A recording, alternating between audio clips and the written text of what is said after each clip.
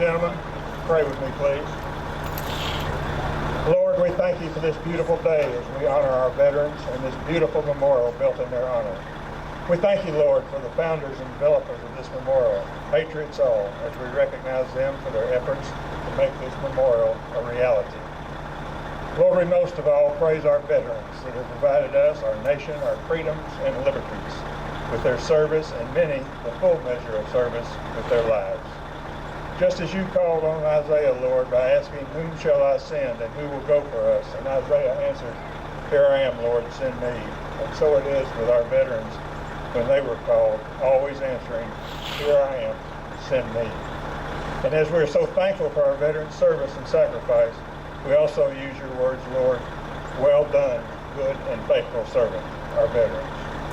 Lord, continue to bless our veterans, past, present, and future. Bless this memorial and all those that are part of it. Bless this nation, the United States of America. Amen. Thank you, Richard. I kind of skipped order here. That's my fault. But it's still a good time to do the Pledge of Allegiance to our country. And I'd like to introduce my grandson, Mr. Jack Tucker, who's in 3rd grade at Lakeside, 8 years old, to lead us.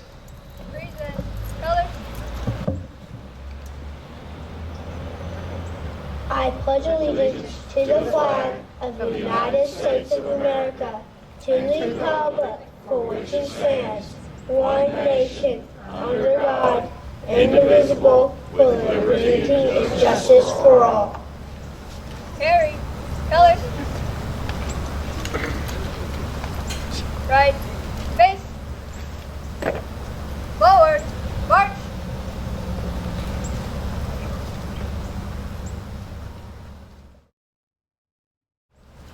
I don't do very well when things are written down in front of me. So I will turn this over to somebody else. Joe West, I'm behind you.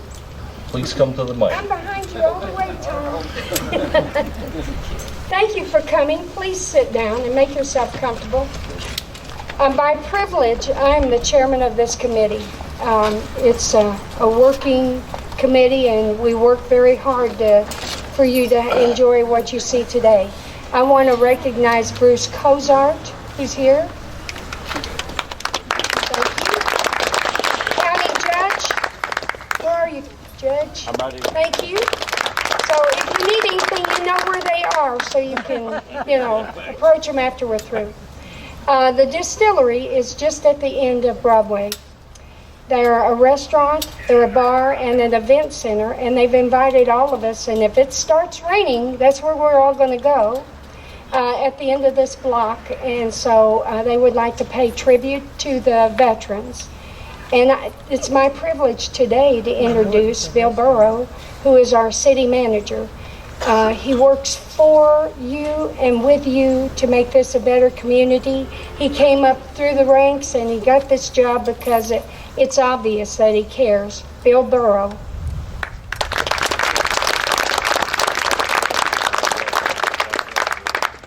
Good morning.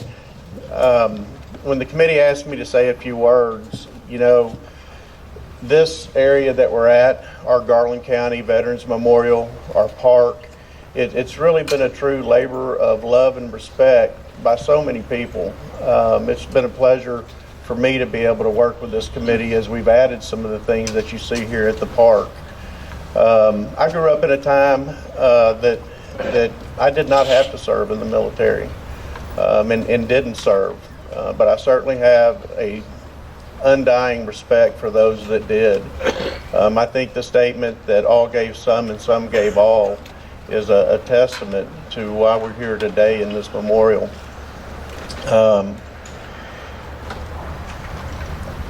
I continue to work very close, as well as a lot of our staff, with the committee as we continue to make this memorial even better and see it grow. There's nothing that we can do. This memorial is very nice. I think it's one of the nicest in the state of Arkansas, and I've seen several. But there's nothing that we can truly do that would equivocate to the price that was paid by the men and women that you see on this memorial and named in some of these brick pavers. So it's important that we recognize them, not just on the Memorial Day or on Veterans Day or even in our 10th anniversary. It's hard to believe it's been 10 years since this project started. But I want to thank everybody that's here and welcome you. And we need to remember our veterans each and every day as we say a prayer at night, as we get up in the next day, and we'll see them. You'll see veterans, and acknowledge that and respect those that serve. And I certainly appreciate, like any American, if you've grown up in America, you probably have somebody within your family that either served or paid that ultimate price. So with deepest respect, I just say thank you, and thank you for being here today. Thank you.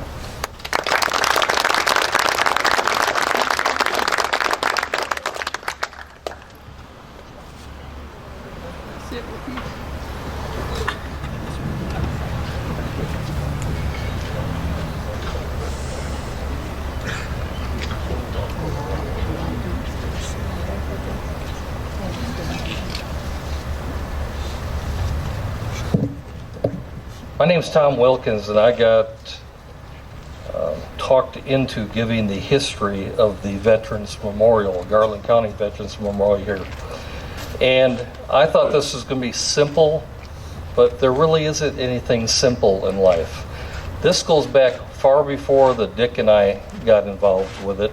And I'd like to introduce a dear friend of mine who was involved with a lot of the planning, the original planning, Mr. Bill Sexton.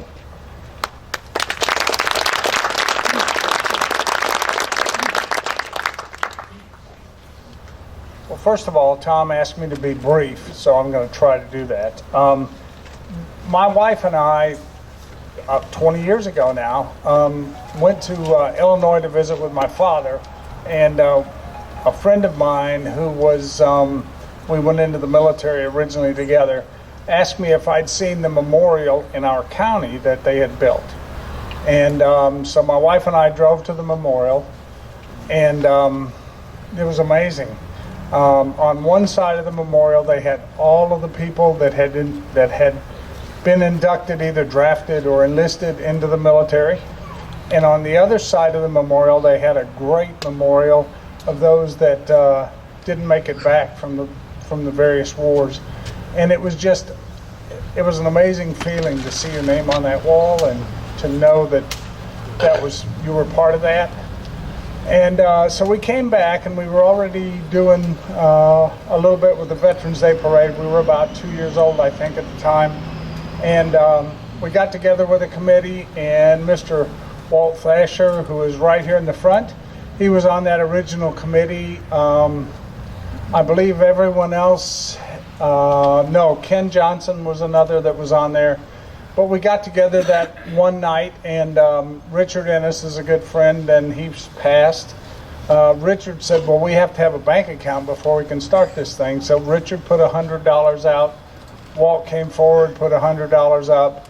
We had $500, and we went down to the bank and said, we need to start a bank account, and we're going to call it the Garland County Veterans Memorial. And so that was 20 years ago. We met shortly after that. Art Wellinger was in the group, and Art introduced us to Morris Cash. And when we met Morris Cash, we knew he was the guy. He brought in some little drawings on paper and showed us, and the original drawings that he actually finished looked almost identical to what it is today. And I took a leave of absence. I had to go to Oklahoma City for about a year, and when I came back, they had a committee together. They were raising money. We were getting this thing done, and it was just an honor to be a part of the original beginning of it, and I know Walter feels the same way I do. But anyway, that's kind of how we got started. Tom?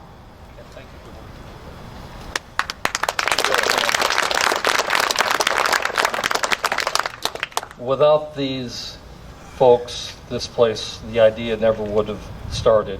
And we pay tribute to each and every one of you for doing that. Then at some point in time, we're going to fast forward a little bit, I believe, is that when, and I'm sorry for not knowing all the details, but is that when Terry Smith got involved? He was involved, yeah, it was, I don't know who was on the original committee then, but yeah, about that time. But Terry got involved. Yeah, and we were able to. And Terry was able to secure, and I have it here somewhere, and I may never find it, but it was 130-something thousand, I think, from the state of Arkansas, which was monumental back in those days for sure, and it is still today. And so I certainly want to mention our dear friend. Now I'm going to fast forward to the part I know a little bit about, because that's when I got involved, and that's when Dick back here got involved. Where's Laura? Laura, come here. Run. Run. Could have brought your umbrella, but that's all right. Laura, I want you to tell us kind of what happened that night of that parade anyway. And she was the former vice chairman. She was in charge of all vice on the committee. And tell us kind of what happened that night, and I'll fill in everything you forgot. Okay? Well, when I Give the mic. I think I called Fred Kelsey wanting to buy some larger pavers, and Fred invited me to come to a committee meeting and consider joining the committee, and I did. And we needed so much money, and at that time didn't see a big local fundraising effort going on. So on the next Veterans Day parade, I took a jar and collected from people on the street, from the band parents, from any veteran, anybody that would give me a quarter, $1. Sometimes I got a bigger contribution, and I think maybe Tom noticed that, and I remembered seeing Tom's show, and he always ended it with a veterans salute, and it was always inspiring. And I thought, well, it would be so nice if Tom would help us with raising funds for this More Than Worthy project, and Tom just was so on board with it. And of course, you don't get Tom without getting Dick. So we got Tom and Dick, and the money was just there, it seems like immediately. They raised the money so quick once they joined the committee, and that was the best decision I ever made in my 5 years on the Veterans Memorial Committee. Thank you, Tom. Thank you, Dick, and for all the committee members that are no longer with us. We all know who put in the effort. Everyone that's been involved with it knows who put in the effort. I thank you for those that continue to serve on the committee. You're welcome. That was very close to what actually happened, Laura. I'm proud of you. I do remember vividly standing on the street, and I was introducing, or getting ready to introduce the bands and all that walked by. And I saw her out there with a tin can. And I didn't know what she was doing. But, you know, we have a lot of people begging for stuff nowadays. And I saw her, and I said, Laura, come on over here. I want to know what you're doing. So I interviewed her on the air. And I said, you know, what are you doing? She told me, I'm raising money for the Veterans Memorial. God bless her. Going through the crowd.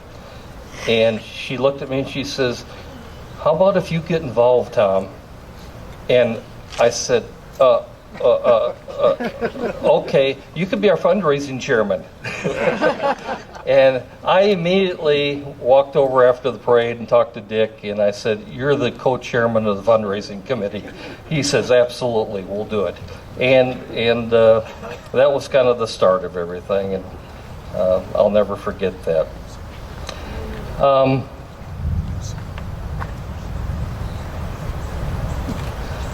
I would like at this time, I'm jumping around because I know the rain's threatening here, but I'd like to forgive me, but I'm going to read this little paragraph here, and then I'm going to introduce people that, in our opinion, have been a part of this project, a part of making it happen. We have done over the years, we've introduced a person or two or whatever, but we've never collectively honored the group that made it happen. Some are with us, some are not. And we thought it a great time to do that, and I've put a collage of people's names together, and I wish, please, when we mention your name, please come up. I'd like for you to stand behind us, because our intent, we have Danny Harris from the state capitol, a friend of mine, professional photographer, and Danny's going to take a picture of everybody, which I think would be kind of neat to have. So Danny, I appreciate you. Okay, I'm going to start the list now. Don Wood, and I know Don, just take your time. I'm going to read through it. And Laura Wood, you can help Don up there. Morris Cash, who has passed away. Dick Holden, and Dick was extremely, I hate to use the word monumental, but Dick and Morris worked hand in hand doing the concept, and of course Dick had a pretty good in with Hot Springs Monument, and they put the deal together, what you see now, and did a wonderful, wonderful job. Dick Antoine, myself, Ken Wheatley, these are in no order, by the way. Rodney Tillman, Art Wellinger, Larry Stone, Steve Smith, Gene Sexton, Bill Sexton, Joe Sanders, Nan Merchant, Sharon Kelsey, Fred Kelsey, and Fred was the former treasurer on the committee for years, Ron Kelsey, Ken Johnson, Lloyd Greenway, Larry Frazier, Bob Frager, Richard Ennis, Glenn W. Bill Crone, Bill Cox, Gary Burgess, Len Buck, Tim Andy Anderson, Bill Barnes, Donnie Golden, Pam Hill, A.J. Simpson, B.G. Carone, Ben Blankenship, Karen Blankenship, Bill Bucklew, Don Castle, Don Newton, Harry Davis, Jackie Davis, Jim Sheeler, Joe West Taylor, Davis, Joanne Kirkslake, Joe Sanders, John Hoffel, Dr. Kelly Jennings, Mendy Thresher, Mike Sharp, Steve Carpenter, Tom Burns, Walt Thrasher, Walt Waters, Tom Daniel, Josie Fernandez, General Tom Arwood, Terry Smith, Lieutenant Governor Tim Griffith, Harry Davis, Ralph King. There are also names of people that have done in-kind things to make this place happen back here. Brooks Clem at Peters Paints, Larry and Janice Brown, the City Hot Springs, Robert Campea, Hot Springs Convention Center and A&P Commission, Hot Springs Fire Department, James Madison. There was multitude of singers and band members that were also involved in all the activities we've had over the years. LifeNet, Bennett Stone Company, Tri-Lakes Ornamental Iron, which is some of the stuff you see over my head here, Roger Carter, Hot Springs Schools, Cutter Morning Star Schools, Lakeside Schools, Lake Hamilton Schools, Hot Springs Sentinel Record, Mr. Mark Gregory, Fountain Lake Schools, Hot Springs Monument, Order of the Purple Heart, John Barron, Hot Springs Fire Department, Hot Springs Police Department, VFW Auxiliary and Volunteers, VFW Honor Guard, Ross Rummer, our trumpeter, Stephanie Highfield, Hot Springs Village Voice, KVRE Radio, Tom Nichols, KZNG Radio, former Mayor Ruth Carney, current Mayor Pat McCabe, all our legislative delegation, please, I know there's a lot of you. I don't know who's here, but I know Bruce. I think I saw Bruce Cozart here. Where are you at, Bruce? Come on up. Come on up. Please come up if I read your name. Les Warren, Ellen Clark, Mickey Gates, Senator Tom Cotton, Congressman Bruce Westerman, Butch Martin, who's a contractor, original contractor, and I apologize, there are about 3 or 4 names on a paper over here of other people that donated services that I did not get on my list here. The county judge, current, and I'm sorry? Where's he at? Daryl, come on.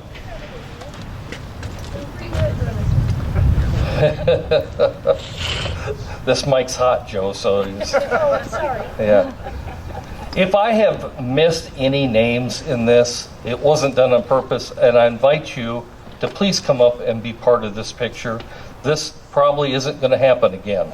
So if you kindly would come up, and Danny will take a picture of all of us, I certainly would appreciate it.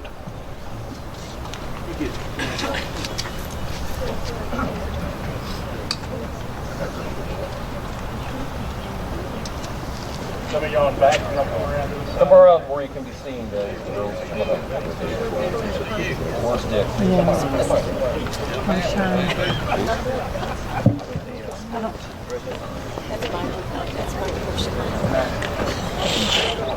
What? Yes, I'm sorry. Hang on. Ladies and gentlemen, there's one thing that I didn't mean to admit, but I appreciate you saying so. 10 years ago, a little bit over 10 years ago, Dick and I went out to Cutter Morning Star Elementary School.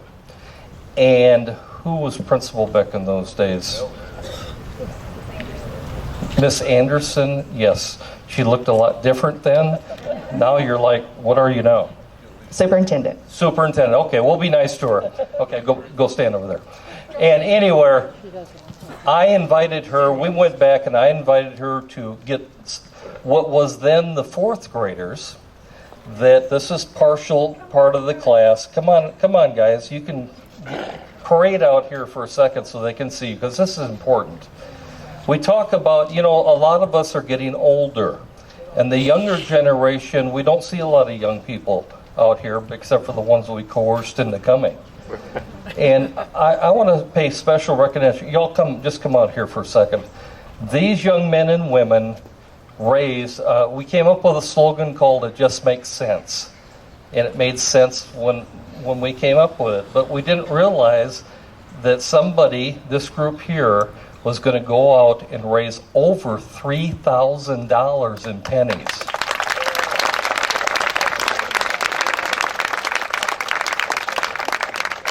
Okay, and there was actually a 6th grader involved in that too. And she let me know, and I appreciate it. No, I appreciate it. But I thought it was so neat for them to come back and be part of this 10th anniversary. Ms. Anderson, we appreciate you very much, and thank you all for being here. And Pam Jackson's around somewhere too. I'm not sure where she's at, but Pam, you're welcome to come up here. So anyway,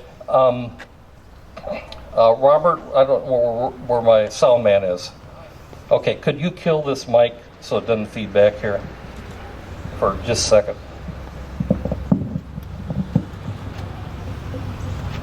Okay, y'all kind of scoot down a bit.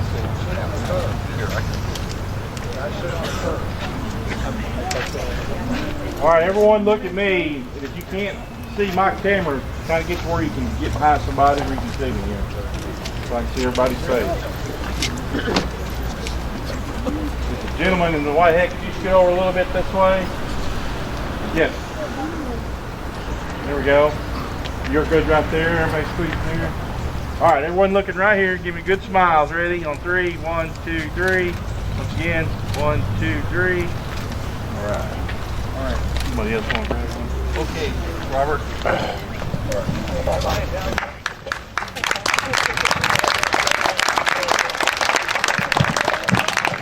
Thank you all so much.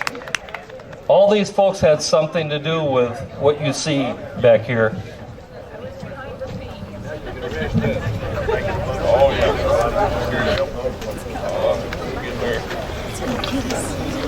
How's that Outback treatment? You liking it? I'm thinking about buying another one just to have two. All right. Good job.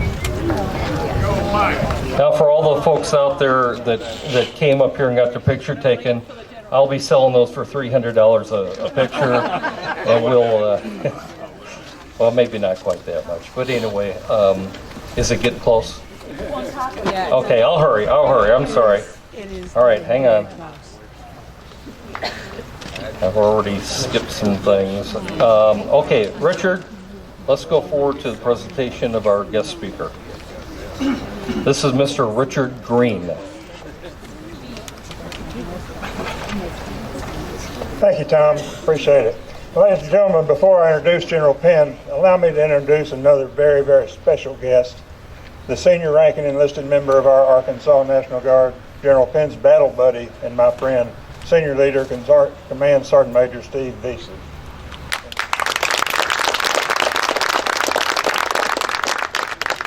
It is my extreme pleasure and honor to introduce our guest speaker, Major General Kendall Penn. General Penn is the Adjutant General, Arkansas National Guard, appointed by and a member of the Governor's Cabinet. He is the commander of the Air National Guard, the Army National Guard, consisting of 10,000 airmen and soldiers and state employees. General Penn is responsible for all aspects of the day-to-day operation of our National Guard, most importantly, ensuring the readiness of the Guard for both state and federal missions. General Penn has been an extraordinary leader throughout his career, most significant when he led thousands of our National Guard members into combat on 2 deployments to Iraq. Prior to being appointed as our Adjutant General, General Penn was the superb director of our Arkansas National Guard Association, an organization whose mission it is to improve the importance, readiness, modernization, and quality of life of our National Guard, which is significant since the National Guard represents 50% of the defense of our nation today. General Penn has been awarded the Distinguished Service Medal, the Legion of Merit, the Bronze Star, the Expert Infantryman's Badge, the Combat Infantryman's Badge, Senior Parachutist Badge, Air Assault Badge, the Pathfinder Badge, and the Ranger Tab, and many, many other decorations. Ladies and gentlemen, and especially our students that are here, this means General Penn is a true warrior. Please welcome our Adjutant General, the Adjutant General, Major General Kendall Penn.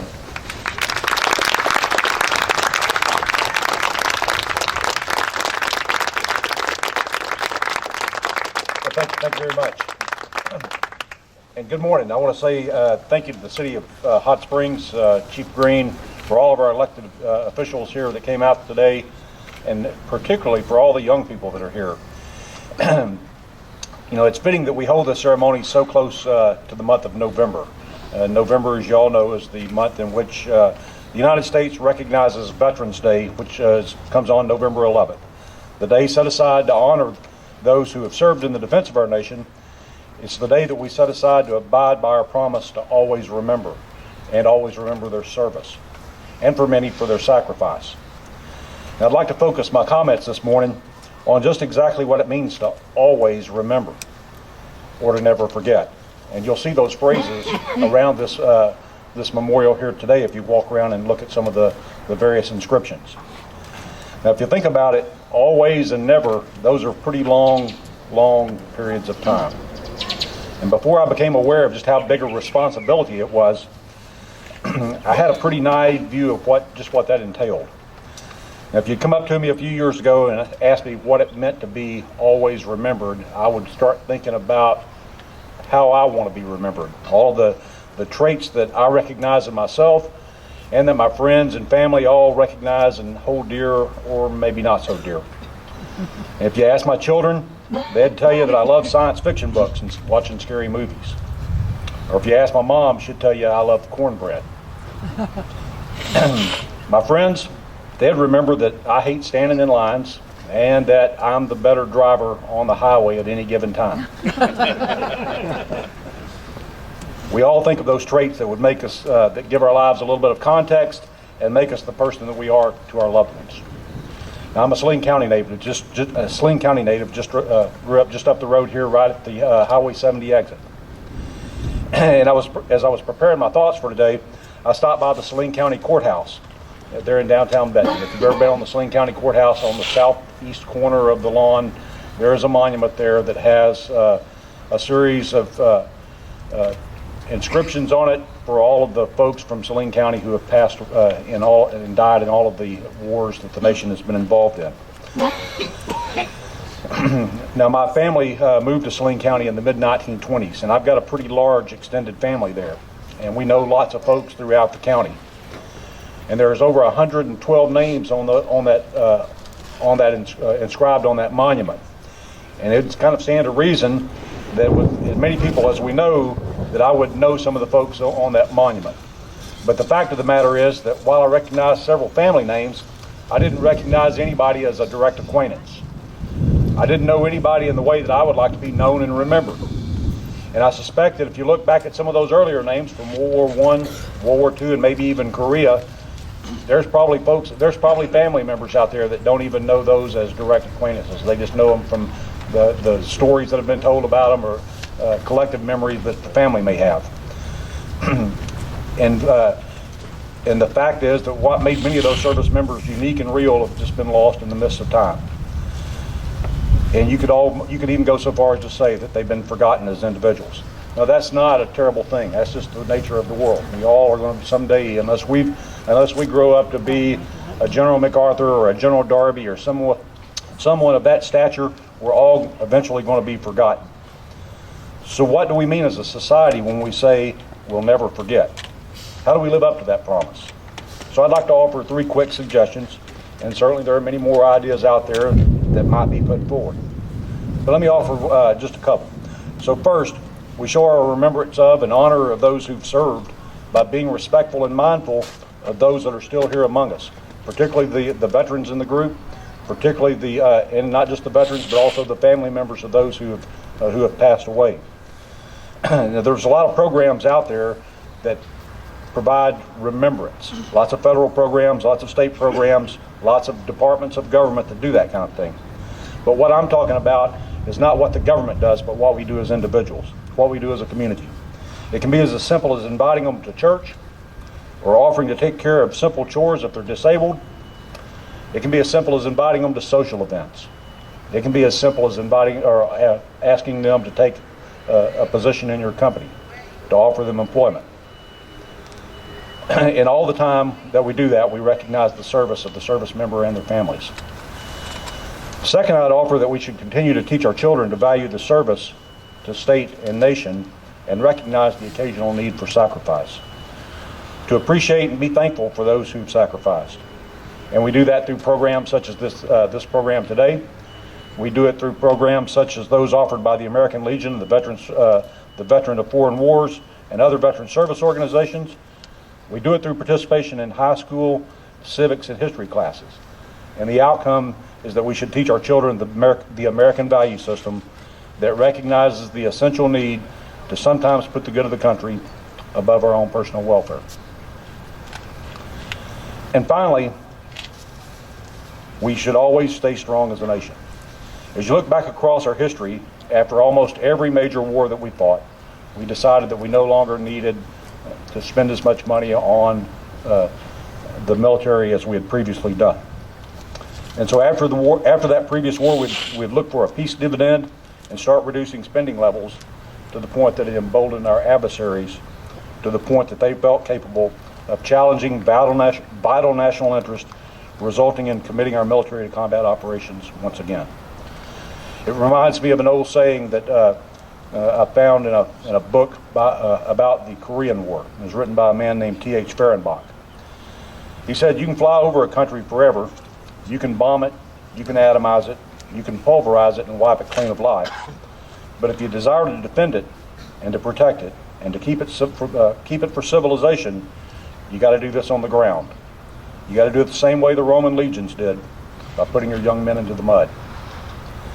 So knowing that at some point in the future our interests will again be challenged, requiring us to defend ourselves, we remember and honor the sacrifices of those who have already paid the ultimate sacrifice by minimizing the number of those who will be required to pay that same sacrifice in the future. So in closing, let me again say what an honor it is to come out here and speak today, and thank you again for the opportunity, and thank you again for everything that you do here to keep the memory of our veterans and fallen alive. Thank you.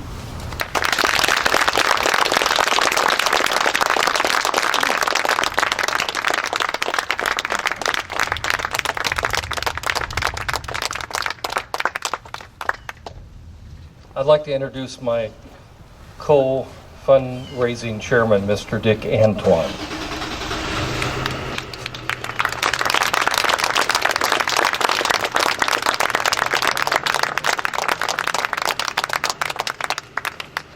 First standing ovation I ever got. And it's the first time I've ever written down what I was going to talk about instead of just ad-libbing. So,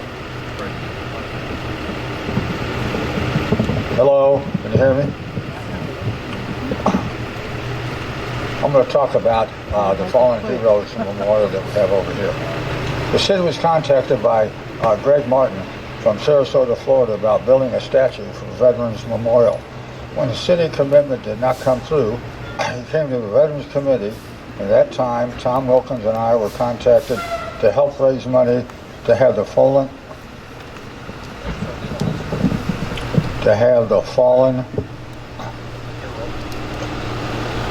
Hero Memorial built.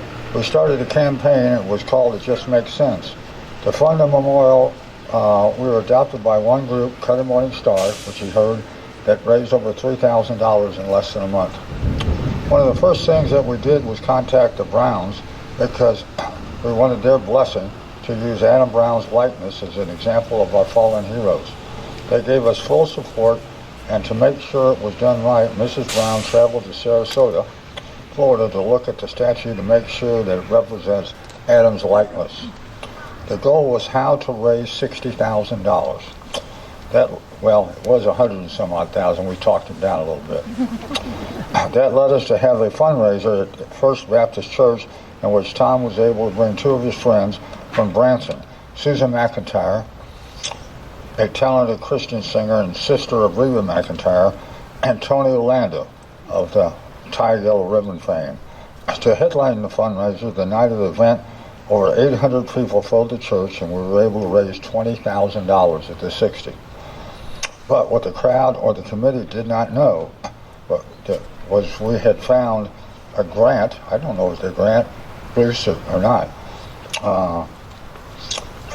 from Arkansas senators and House of Representative members called GFI money. It was the last year that this was given, in which senators had $1 million, representatives had $500,000 to spend on anything they wanted in their community. Well, we presented it to them. They all went together, and each one gave money that was fund to the memorial. We were able to present, at the end of the night, a check for $43,000, which put us over our goal. During the unveiling of the statue, we had over 1,000 people show up. We had a Black Hawk fly in right over the top of us, drop two SEAL Team 6 members on ropes down, and then they came over and helped unveil. It was a sight to be seen. Never been done in Hot Springs before. To finish up, if you go over and look at the statue, you will see 12 shells between Adam's feet, which represents the 12 of his fellow SEAL members and SEAL Team 6 brothers who were killed in a Chinook helicopter a year after he died. A Bible in his hand represented his belief in God after graduating from Teen Challenge program, a Razorback patch on his shoulder, because everywhere he went, and you might not know, but he only had one eye. He had one eye that was hurt in training, and he had a Razorback on it. And when he was over in Afghanistan, the kids would all look at him, and he'd take it out and roll it across the road, and they'll, oh my God, what do you do? So there's a Razorback patch on the shoulder. Also, you'll see a pair of shoes to the children in Afghanistan where he was stationed. He made sure they could read the plaque. I want you to make sure you go over, there's a plaque over there that Tom Wilkins put together and wrote, and I want you to go over and take a look at it because it talks about it. I even took a picture of it so I could read it to you real fast. Fallen Hero Memorial. The likeness of Navy SEAL Team 6 member Adam Brown is placed here, representing all the men and women who made up the ultimate sacrifice for our country. To live in the heart of those who live is not to die, but to honor their members. We will never forget. God bless all the men and women and who have served in our country in the past and present. May God bless all those who have donated their talent and money for this memorial, and may God bless America.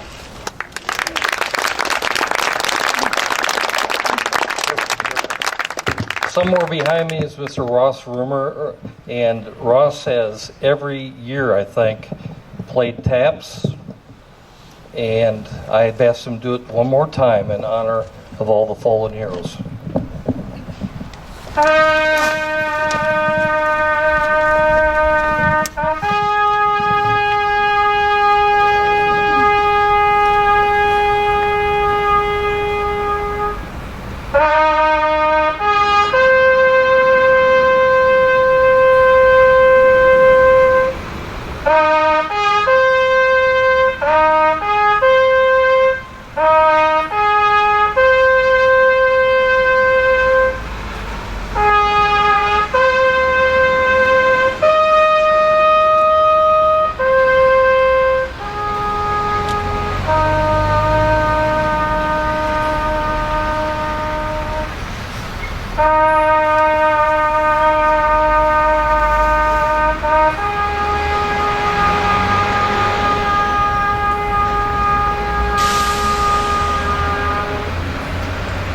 You may be seated one last time.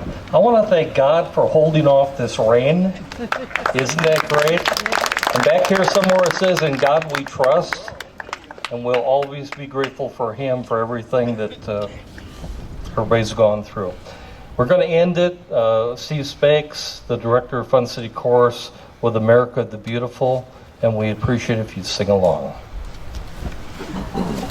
Oh, beautiful for spacious skies, for amber waves of rain, for purple mountain majesties above the fruited plain. America, America, God shed His grace on thee, and crown thy good with brotherhood, from sea to shining sea. Let freedom ring, awakening the pride in every American, standing tall with one and all, our hearts united in the stirring strain. Oh, say, can you see the flag still waves in majesty? And we're together for the good and building brotherhood. Give us freedom, let freedom ring. Let freedom ring, awakening the pride in every American, standing tall with one and all, our hearts united in the stirring strain. Oh, say, can you see the flag still waves in majesty? And we're together for the good and building brotherhood. Give us liberty, let freedom ring. America, America, America.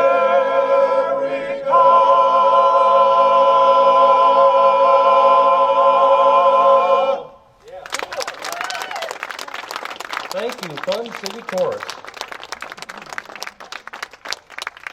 We're almost done. God said that He would hold off the rain till I was done. And so when I stop speaking, you might want to run. We plan on putting an airplane down here. That is one of our next big projects. And Bill, where's Bill? There's Bill over there. Bill, I want to put it right over there, if that's okay. We'll work on that later. And we also are going to have, I can't find that now. Anyway, what's that, what you put it in the ground, what do I call that? A time capsule. We thought it was appropriate for all us to get together and get our clippings and things about how we got to this point and everything, put it in a time capsule, and when we're long gone, somebody else can be up here and say, well, I guess this is the history of it. And so thank you all for being here so much. Thank Mr. Penn for being here, and thank my friends Dick and Richard who helped on our committee putting all this together. You want to talk or what? Yeah, the other way. I want to thank Bill Barnes. You'll see a prop over here that he was able to secure from a Navy vessel. Also want to thank Steve Smith, who worked on getting the tank down from wherever it was in the woods and got it repainted. And we're also looking for a World War II or Vietnam Jeep. Doesn't have to have an engine, doesn't have to have a transmission, just has to be a Jeep, painted green. So if anybody knows where we can get one for nothing, thank you very much. God bless you all.